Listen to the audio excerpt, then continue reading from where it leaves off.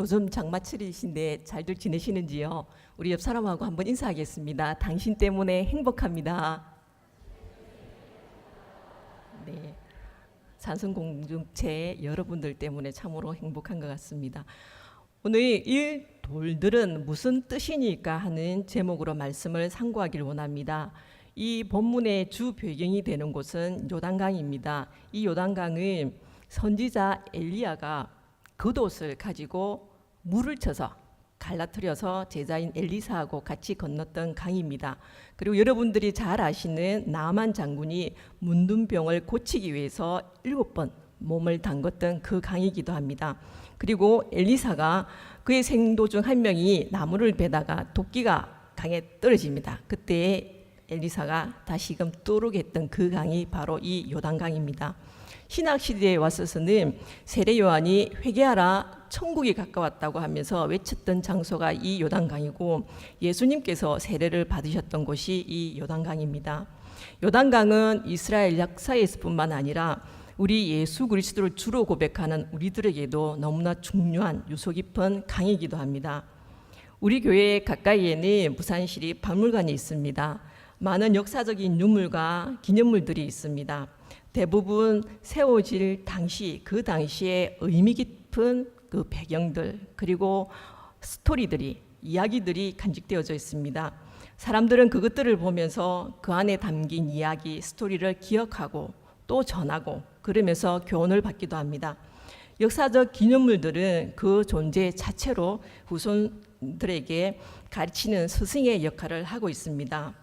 오늘 본문에서 읽은 이스라엘 백성이 요단강을 건너는 스토리, 이 이야기는 영영이 기념하고 우리 민족의, 우리 믿음의 후손들에게 알려야 할 역사적인 사건입니다. 특히나도 더 그런 것은 하나님께서 기념하라고, 기억하라고 명령하고 계십니다. 다 같이 여호수아 4장 7절 말씀을 읽도록 하겠습니다. 그들에게 이르기를 요단물이 여호와의 언약궤 앞에서 끊어졌나니 곧 언약궤가 요단을 건널 때에 요단물이 끊어졌으므로 이 돌들이 이스라엘 자손에게 영원히 기념이 되리라 하라 하니라. 아멘. 하나님께서는 이스라엘 백성들이 요단강을 건넌 후에 각 지파에서 한 사람씩 12명을 뽑아서 요단강 가운데 제사장들이 머물러 서 있었던 그 강바닥의 돌을 하나씩 가져와서 요단강 서편 가나안 땅에 그 돌들을 세워서 기념하라고 명령하셨습니다. 세운 그 돌들이 여호수아 4장 6절에서는 표징이 된다고 하나님께서 말씀하고 계십니다. 요단강을 건너는 스토리, 이 사건은 3장에서부터 4장까지 두 번에 걸쳐서 반복해서 기록하고 있습니다. 기념하고 믿음의 후손들에게 알려야 할 것도 오늘 본문에 다시 한 번 더 언급하고 있습니다. 왜일까요? 하나님께서 같은 스토리를 반복하시고 다시 또 명령도 하는 이유가 뭘까요? 그만큼 요단강을 건넌 이 사건을 기념하는 일이 중요한 일이기 때문입니다. 그래서 이야기하고 또 이야기하고 명령하시고 또 명령하고 계십니다. 마치 예수님께서 중요한 말씀을 하셨을 때에 내가 진실로 진실로 너에게 이르노니 하시면서 중요한 말씀을 반복하고 강조하신 것처럼 그렇게 말씀하고 있습니다. 그러나 하나님이 기념하라는 이 돌들은, 그러면은 이 하나님이 기념하라고 강조하시고 또 얘기하시는 이 돌들은 무엇을 의미하는 표징이 됩니까? 여호수아 4장 21절의 말씀처럼 우리의 믿음의 자손들이 이 돌들을 무슨 뜻이니까 하고 여러분들에게 물으시면 여러분은 무엇이라고 대답하시겠습니까? 이 돌들은 요단강에서 가져와야만 하는 돌이라는 뜻입니다. 요단강을 건너게 하신 살아계신 하나님을 표징한다는 뜻입니다. 여호수아 4장 20절 말씀을 같이 읽도록 하겠습니다. 여호수아가 요단에서 가져온 그 12돌을 길갈에 세우고, 하나님께서 기념하라 명령하신 이 돌들은 반드시 요단강에서 가져와야만 하는 돌이고 길갈에 세워야 하는 돌입니다. 이 돌들은 요단강 가에서, 강 주변에서 가져오는 돌이 아닙니다. 또 잔잔한 호수 같은 얕은 강에서 발을 동동 건지고 들어가서 주워오는 그런 돌이 아닙니다. 도저히 건널 수 없는 강, 불가능한 곳에서 가져오는 그 돌을 길갈에 세워라고 말씀하고 계십니다. 이 말은 불가능을 가능케 하신 전능하신 살아계신 하나님을 우리가 기념하고 기억해야 한다는 뜻입니다. 여호수아 3장 15절 말씀을 보면은 이스라엘 백성이 강을 건너려고 하는 그때는 보리를 수확하는 시기입니다. 3, 4월 봄인데 우기입니다. 우리가 지금 장마철인 것처럼요.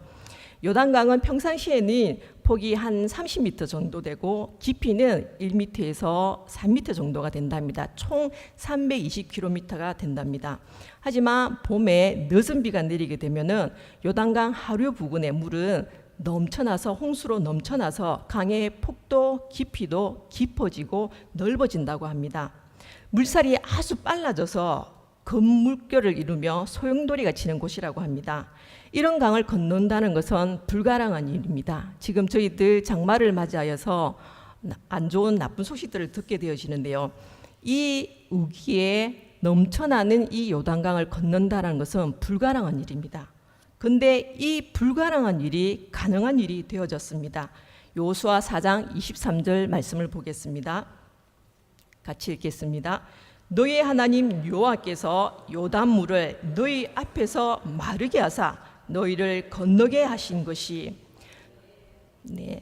불가능한 일을 하나님께서 가능하게 하셨습니다. 도저히 건널 수 없는 강을 하나님이 건너가게 하셨습니다. 불가능을 가능하게 하신 하나님을 여호수아 3장 10절에서는 살아계신 하나님이시며 너희 가운데 계신다고 말씀하고 계십니다. 여호수아 3장 11절에서는 온 땅의 주인이시라고 말씀하고 계십니다. 살아계시고 온 땅의 주인이신 하나님이 홍수를 범람하고 급물살 치는 이 강을 건너가게 하셨습니다. 불가능을 가능케 하신 그 하나님이 우리 가운데 계십니다. 할렐루야.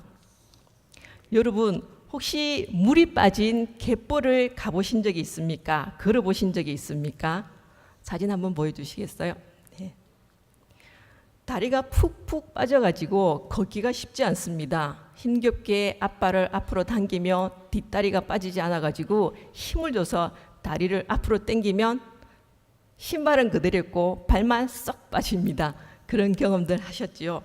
바로 코앞에 4, 5m 가기가 너무나 쉽지가 않습니다.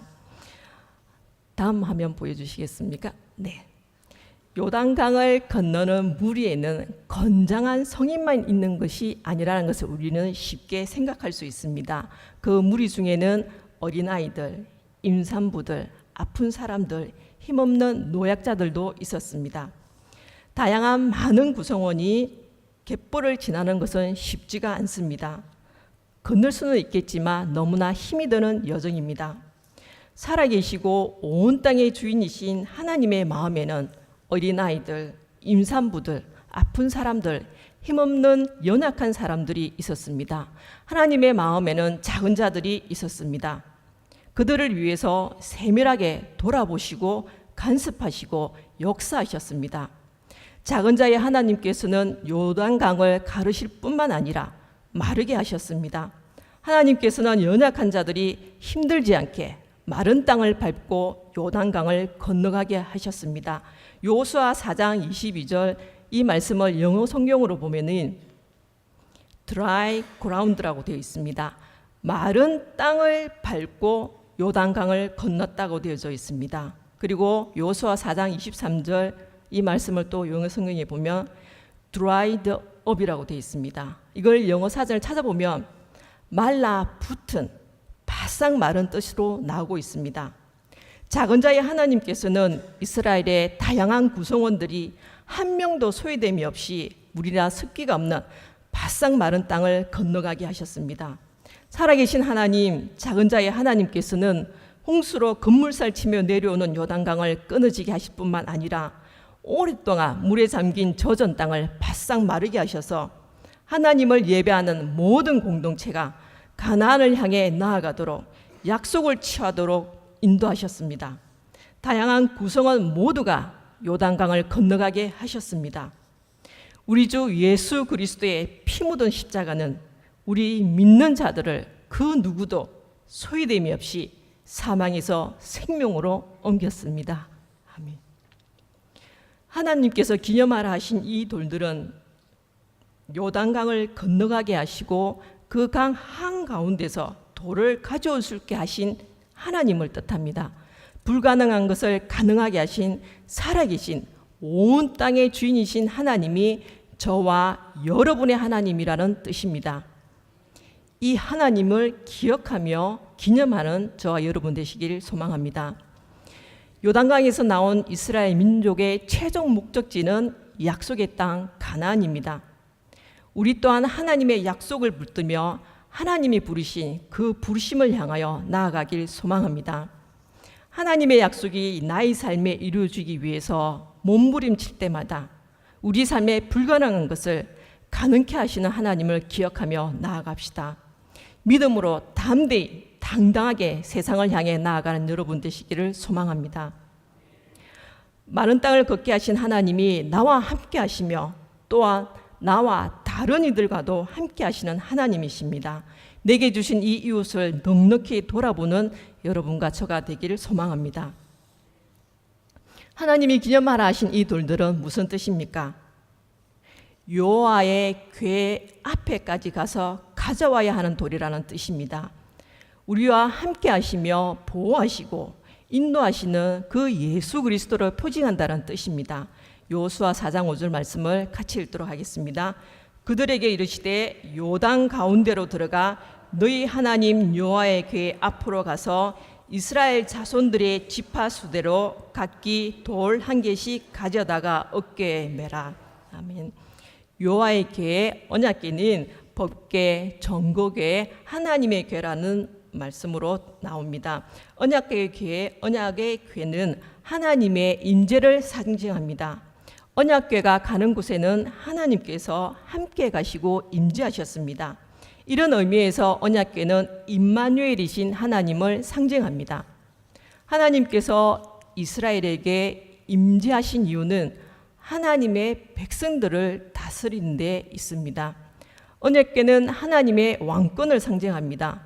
광야에서 법궤를 앞세우고 다닌 여러 가지 상황들은 하나님께서 왕되심을 고백하는 일종의 신앙의 고백이었습니다. 이스라엘이 가나안을 완전히 점령했을 때 이 법궤는 성전의 지성소에 놓여졌고 하나님이 그곳에 임재하시며 선민을 다스리셨습니다. 언약궤가 있었던 지성소는 하나님과 그의 백성이 만나는 곳이었습니다. 언약궤의 뚜껑은 속죄소, 시온소라고 번역됩니다. 매년 대속죄일에 대제사장이 피로 씻어 속죄하여야만 했습니다. 언약궤는 속죄의 상징입니다. 신약에서 예수님께서는 성전과 언약궤를 대신하고 계십니다. 그것을 말씀을 통해서 우리에게 잘 가르쳐 주고 계십니다. 요한복음 2장에서는 예수님께서 직접 자신이 성전이시며 언약궤인 것을 나타내 보이십니다. 유대인들이 예수님에게 표적을 보여달라고 요청했었을 때에 예수님께서 너희가 이 성전을 헐라 내가 사흘 동안에 일으키리라고 말씀하시면서 자신이 성전이시며 언약궤이심을 알리십니다. 예수님의 오시면 하나님의 임재를 말씀하십니다.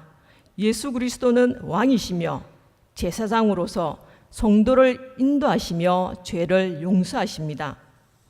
이스라엘 백성들 앞에서 넘쳐 흐르던 요단강은 죄와 사망과 고통과 각종 문제로 일렁이는 우리의 삶을 상징하고 있습니다. 이 세상을 상징하고 있습니다.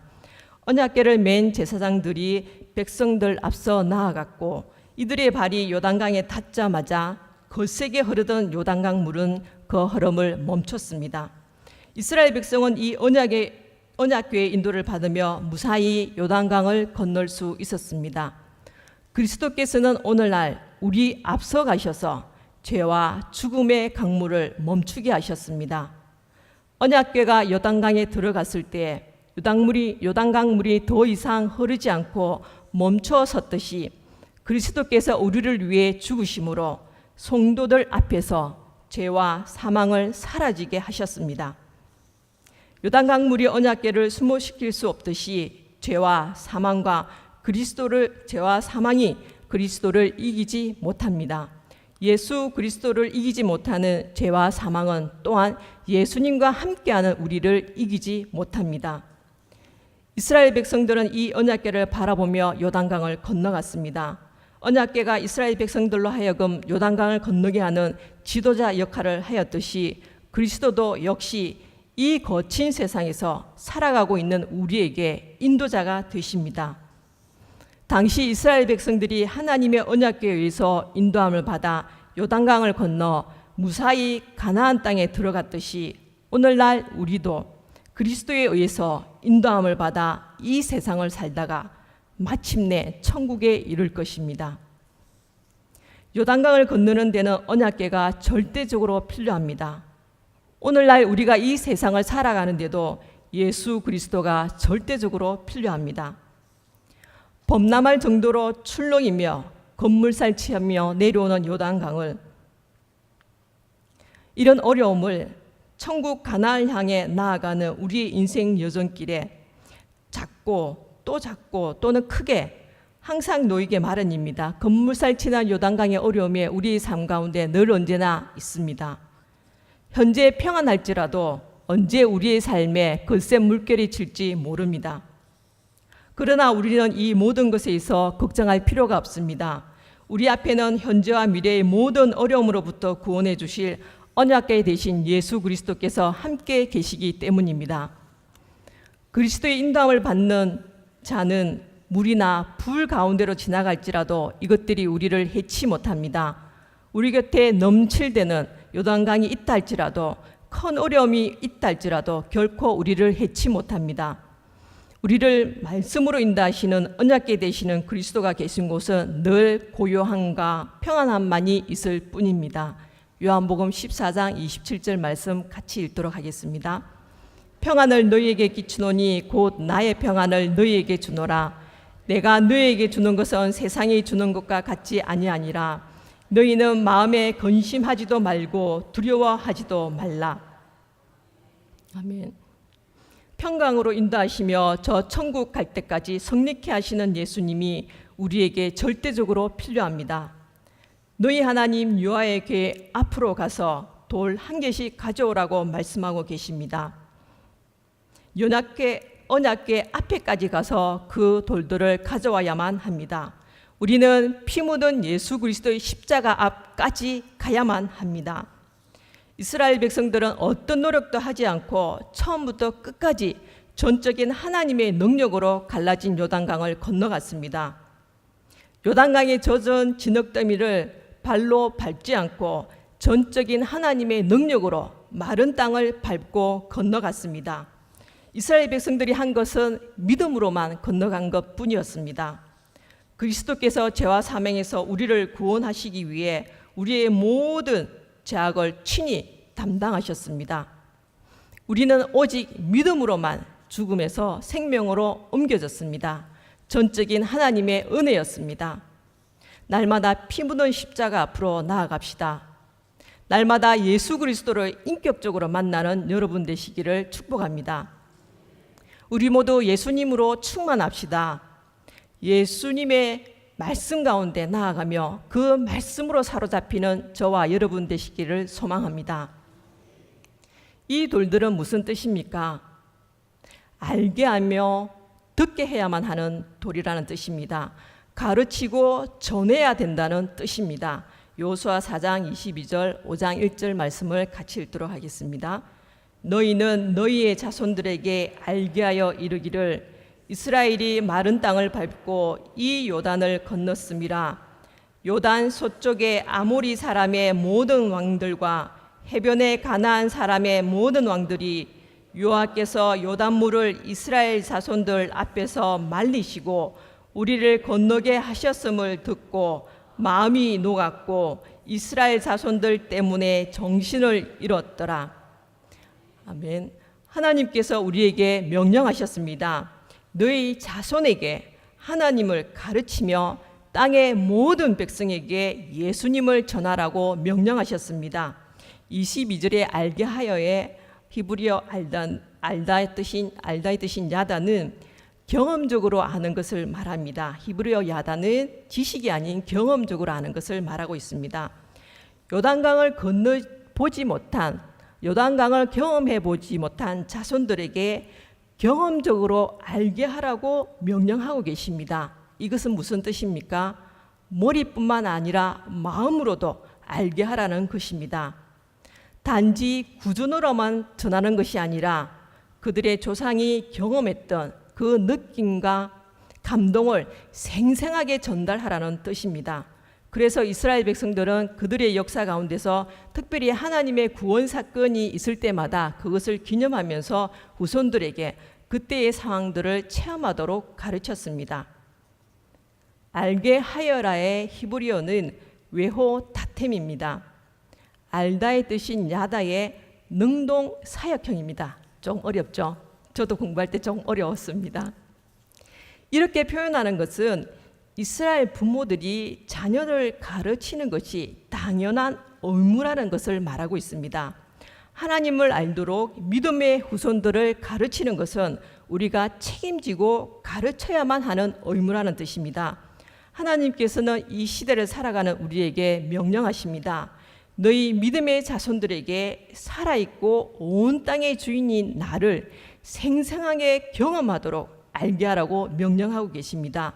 마음으로, 머리로 알게 하라고 명령하고 계십니다. 죄와 사망에서 건져내시고 다시 오실 때까지 함께 하실 임마누엘 주 되신 그분께서 인도하시며 보호하시며 함께 하시는 예수님이라는 것을 가르쳐 알게 하라고 명령하고 계십니다. 7월 16일부터 유튜브에서 청년 동산에 이르기까지 여름 수련회가 진행되어집니다. 우리에게 있어서는 매우 귀중하고 소중한 후손들입니다. 여름 수련회를 통해서 살아계신 하나님을 경험하는 시간 되길 원합니다.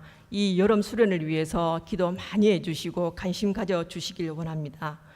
이 수련회를 통해서 우리 모든 다음 세대들이 하나님을 예수 그리스도를 인격적으로 만나며 나의 주, 나의 하나님으로 고백하는 시간 되길 간절히 소망합니다.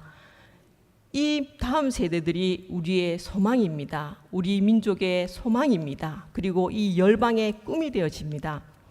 우리 이 믿음의 후손들이 예수 그리스도의 이름으로 세상을 구원할 것입니다. 기도해 주시길 부탁드립니다. 하나님께서는 우리 믿음의 후손들을 가르치실 뿐만 아니라 예수님을 믿지 않는 모든 영혼들에게 살아계신 하나님, 요단을 말리시고 건너가게 하신 그 하나님을 듣게 하라고 명령하십니다. 땅의 모든 백성에게 하나님의 손이 강하신 것을 알게 하라고 명령하고 계십니다. 저희들 6월 26일 새생명 기쁨 축제를 하였습니다. 감사하게 하나님께서 많은 영혼들 보내어 주셨습니다. 이제 새생명 기쁨 축제가 끝났는데 끝났다고 관심을 거두지 마시기 바랍니다. 우리 교회 오신 모든 분들이 우리 예배의 공동체에서 잘 정착하고 잘 예배 드릴 수 있도록 지속적으로 기도해 주시고 애써 주시기를 부탁드립니다. 하나님께서 이스라엘 민족에게 가나안이라는 지역을 주셨습니다.